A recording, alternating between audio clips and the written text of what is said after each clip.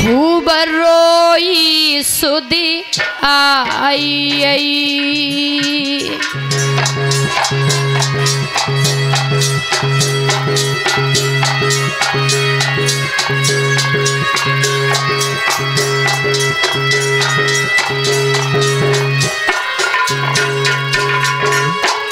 अब प्रसेन की पत्नी रोने लगी है तो सत्रायत की पत्नी भी रोने लगी है। सुधी आई दिबर की मैं खूब रोई सुधी आई।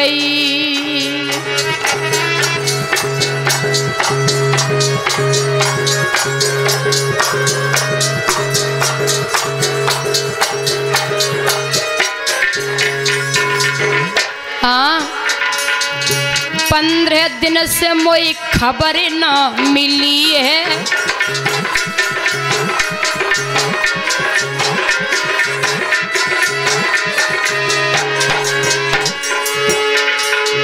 कहाँ बिलमिए सजना निरमोई सुधी आई।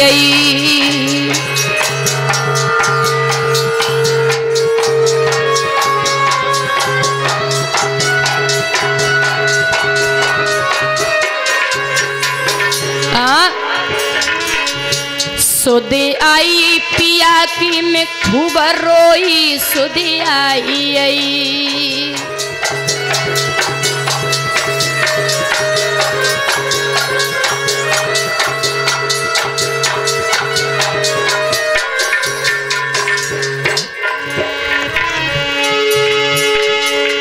खेलन शिकार गए मेरे सैया,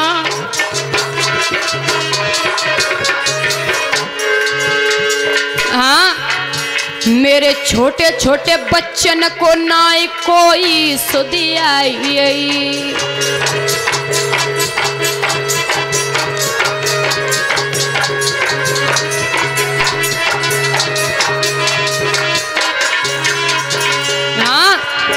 मेरे छोटे छोटे बच्चन को नाई कोई सुधी आई।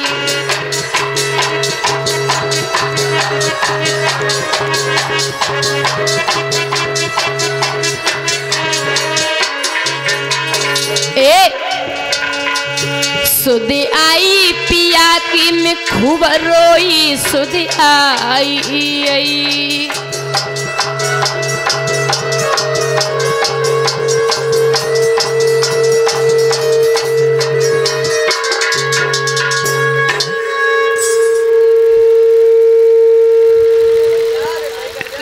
करता भैया ये तो नहीं करता, ये मिस्टेक तो नहीं करता। महाराज ध्यान रखें, आज प्रसेन की पत्नी और सत्रायत की पत्नी रोने लगी। महाराज और सत्रायत दादा है ना बड़ा चिंता में रहने लगा।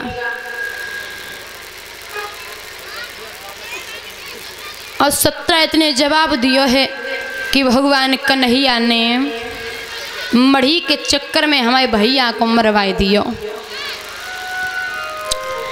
एक बार सत्रायत की पत्नी शाम को बोली है पिया एक बात बताइए, पता ना चलो हमारे देवर कौने मार डाले। सत्रायत ने जवाब दिया है गोरी पता चलने के लिए कुछ रह नहीं जाता। बोले हैं पता चल गया? बोले हाँ। बोले बताइए। सत्रायत ने जवाब दियो मन में विचार कर रहा हो कि औरत को भेद भी नहीं देना चाहिए, औरत को भेद भी नहीं बताना चाहिए। अब यहाँ तो इसने मेरी बात को पकड़ ली, अब तो मंजूरी है गई। सत्रायत की पत्नी ने जवाब दिया है कि बताइए। सत्रायत बोला देवी बता दूंगा, लेकिन याद रखना अगर आपने काऊ से ओठ खोल दिए ना, मड़ी गई सो गई, भैया गया सो गया, अब हम मारे जाइए। बोले कैसी बातें कर रहे हो आप, मैं कभी किसी से नहीं कहूंगी। और सत्रायत को सुला दिया, बोले सो जाओ, सुला दिया। अब मैया रात्रि के समय 2 बजे सत्रायत की पत्नी जाकर के कुआं पे बैठी गई। कोई पड़ोसन आए तासे कहें। अब बैठे बैठे 2-3 घंटे बीत गए।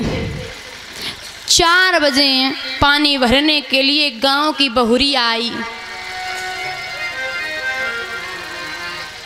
तो उसने जवाब दिया, अरे बहना आज तो बड़ी सवेरे पानी भरवे को आई है, वैसे तो तेरी 8 बजे से नींद ना खुलती है। बोली क्या बताएं बहना, घर में पानी की कमी थी इसलिए चली आई। बोले ठीक है।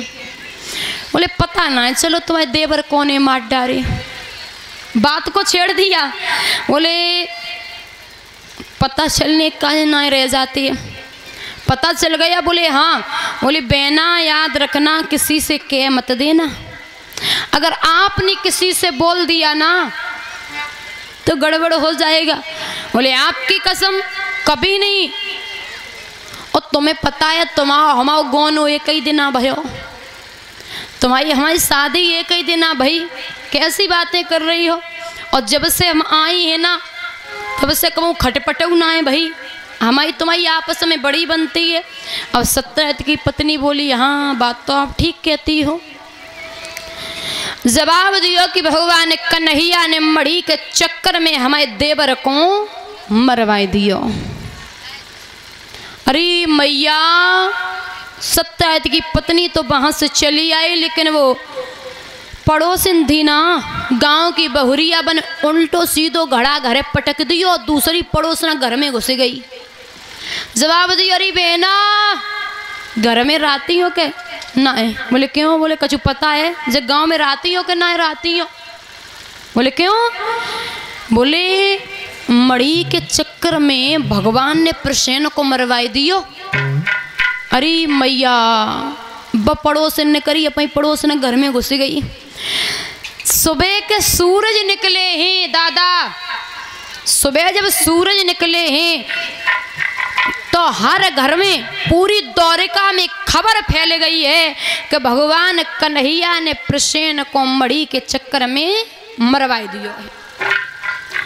अब भगवान के जो गुप्तचर थे ना, उन्होंने जाकर के कृष्ण को बताया। भगवान बोले मढ़ी का कलंक लगा है तो छुटाना तो बहुत जरूरी है। चले हैं कृष्ण जंगल की तरफ, तो देखा कि प्रसेन मरे पड़े हैं। आगे बढ़े, शेर मरा पड़ा है, और आगे बढ़े तो पालने में वो मड़ी पड़ी है। भगवान ने मड़ी को उठाया, चल दिए।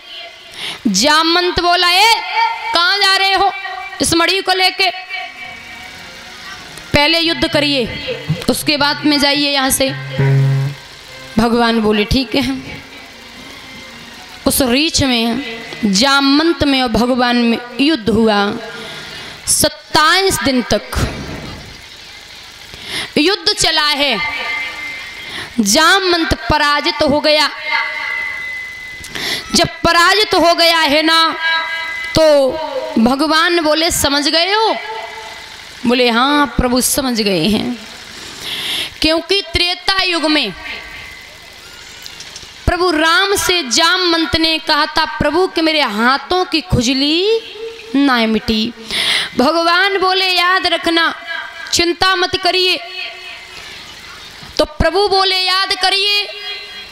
उस समय की बात जामवंत ने याद किया, अरे प्रभु उस समय आप राम के रूप में आए थे लेकिन अब कृष्ण के रूप में हो।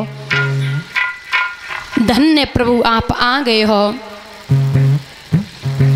जामवंत लज्जित हुआ। अपनी बिटिया जामवंती की शादी भगवान के साथ में कर दी है और मड़ी को भी पकड़ा दिया। इस प्रकार से भगवान का दूसरा विवाह हुआ दादा जामवंती के साथ में। और सुनिए, मढ़ी ले जाकर के भगवान ने सत्रायत को पकड़ाया। सत्रायत बड़ा लज्जित हुआ कि मैंने भगवान के ऊपर गलत ही कलंक लगा दिया।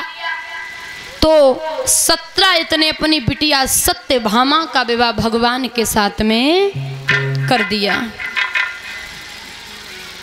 पहला रुक्मिणी, दूसरा जामवंती, तीसरा सत्यभामा और चौथा विवाह हुआ कालिंदी के साथ में।